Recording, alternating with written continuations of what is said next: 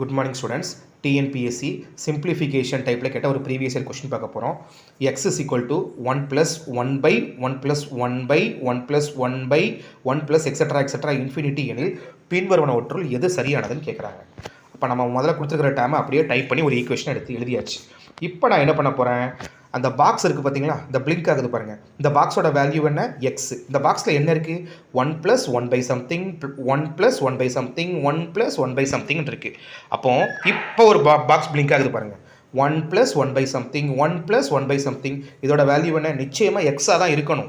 அப்போ அந்த பிளிங்க் ஆகிற பாக்ஸுக்கு பதிலாக நான் என்ன பண்ணலாம், எக்ஸ்ன்னு சப்ஸ்டிட் பண்ணிடட்டுமா. அப்போ எக்ஸ் இஸ் ஈக்குவல் டு 1 + 1/xஆ. அப்போ ஈக்குவேஷனுக்கு வலது பக்கம் எல்சிஎம் எடுத்துருவோமா. எடுத்தால் என்ன கிடைக்கும், எக்ஸ் + 1/x கிடைக்குமா. இப்போ டினாமினேட்டரில் உள்ள எக்ஸை ஈக்குவேஷனுக்கு லெஃப்ட் சைடு கொண்டு வாங்க. என்ன ஆகும், x × x x² ஆயிருமா. அப்போ x² = x + 1. இப்போ ஈக்குவேஷனுக்கு வலது பக்கம் இருக்கக்கூடிய எக்ஸையும் 1ஐயும் இடது பக்கம் கொண்டு வாங்க. என்னவாகும், x² - x - 1 = 0. அப்போ ஆப்ஷன் டி தான் கரெக்டான ஆன்சர்.